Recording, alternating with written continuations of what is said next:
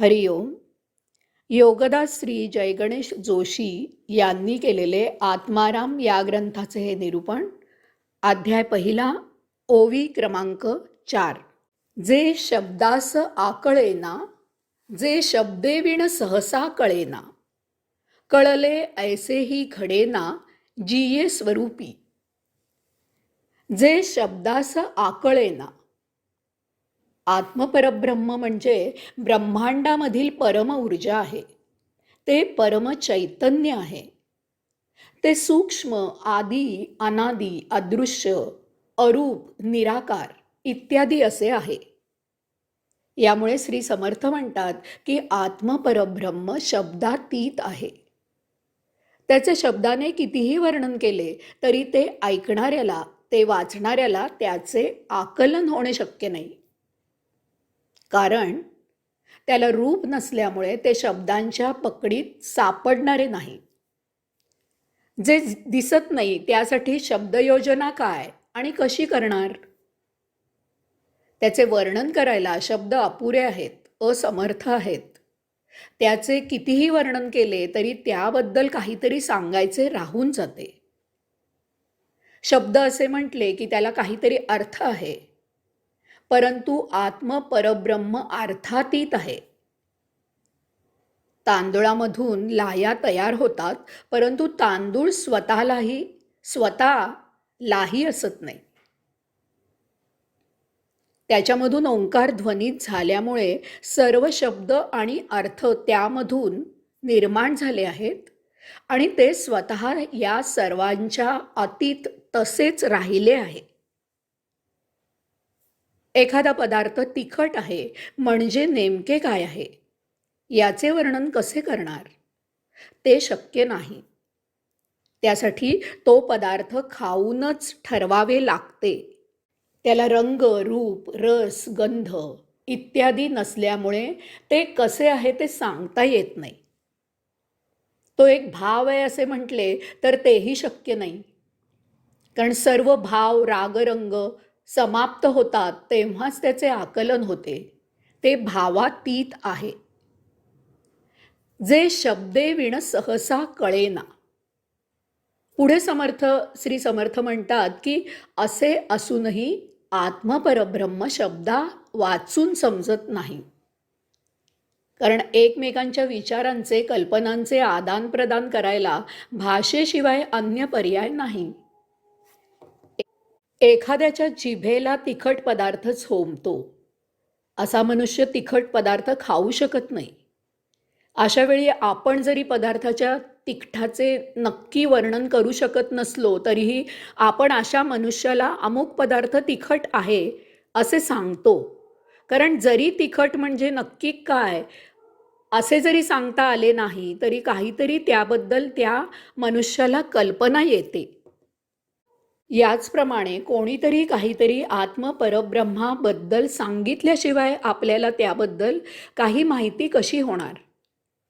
मग आपल्याला वाटले तर आपण त्याच्या खोलात जाऊ आणि त्याची जास्त माहिती घेऊ. दोरा गुंडाळायला काहीतरी लागते. शून्यावर दोरा गुंडाळला जात नाही. तसेच येथे आहे. आपल्याला कशी का असेना, परंतु काही अल्प स्वल्प माहिती मिळाली तर आपण त्यावर विचार करू शकतो, पुढचे पाऊल टाकू शकतो. तथापि श्री समर्थांनी येथे सहसा असा शब्द वापरला आहे. याचा अर्थ ते सांगतात की यालाही अपवाद आहेत. ते पूर्वसुरींचे सुकृत असते. काही जण असे आहेत की ते पवित्र स्थळी गेले की त्यांच्या डोळ्यामधून घळाघळा अश्रू वाहू लागतात. ते भावातीत होतात आणि त्यांची आत्मपरब्रह्मावर समाधी लागते. ते या विश्वामधून पृथक होतात. तेथील वातावरण त्यांना या जगतापासून दूर घेऊन जाते. कळले ऐसेही घडेना. पुढे श्री समर्थ सांगतात की काही जण असे आहेत की त्यांना आत्मपरब्रह्म कळले असे वाटते, परंतु त्यांना ते कळलेले नसते. येथे श्री समर्थ पंडित विद्वान यांच्याबद्दल सांगत आहेत. अशांनी आत्मपरब्रह्माबद्दल भरपूर श्रवण आणि वाचन केलेले असते. त्यांना आत्मपरब्रह्माबद्दल भरपूर माहिती असते, सर्व तोंडपाठ असते, परंतु त्यांनी आत्मपरब्रह्म मुळीच जाणलेले नसते. हे म्हणजे गीता तोंडपाठ असूनही त्या गीतेत काय सांगितले आहे त्याचा त्यांना पत्ता नसतो. उदाहरणार्थ, अरेबिक आणि सिंधी लिपी एकच आहे, त्यामुळे सिंधी भाई अरेबिक वर्तमानपत्र घडाघड वाचू शकतात, परंतु त्याचा अर्थ त्यांना मुळीच समजत नाही. याउलट अरेबिक मित्र सिंधी वर्तमानपत्र वाचू शकतात, परंतु त्यांना त्याचा अर्थ मुळीच समजत नाही.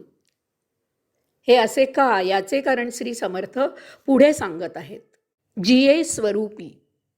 श्री समर्थ म्हणतात की जोपर्यंत आपण स्वतः आत्मस्वरूप होत नाही, तोपर्यंत आपल्याला आत्मपरब्रह्म समजणे शक्य नाही. आत्मपरब्रह्म कळायला त्याची स्वानुभूतीच मिळावी लागते. एरवी ते जाणणे अशक्य आहे. मातेला तिचे अपत्य पाहिल्यावर तिला वात्सल्याचा उमाळा फुटतो, म्हणजे नेमके काय होते ते समजायला माताच व्हावे लागते. तहान लागल्यावर पाणी प्यायल्यावर तहान भागते, म्हणजे नेमके काय होते ते समजायला तहान लागून पाणी प्यावे लागते, तेव्हाच ते कळते. परदुःख नेहमीच शीतल आहे असे वाटते. त्यासाठी तसे दुःख सहन करावे, तेव्हाच त्याचे चटके समजतात. यास्तव जरी आत्मपरब्रह्म अर्थातीत शब्दातीत असले तरीही त्याची श्रवण वाचन याद्वारे भरपूर माहिती करून घ्यावी. तथापि याचा अर्थ आपल्याला आत्मपरब्रह्म समजले असा गैरसमज करून घेऊ नये. त्यासाठी अध्यात्म सत्संग करावा, योग्य गुरुकडून योग साधना उपासना शिकावी आणि प्रत्येकाने साक्षात्कारित व्हावे. आत्मस्वरूप म्हणून येथे कैवल्यात जीवन जगावे यथाकाळी, याचा महाप्रसाद म्हणून सायुज्य मुक्त व्हावे. हरिओम.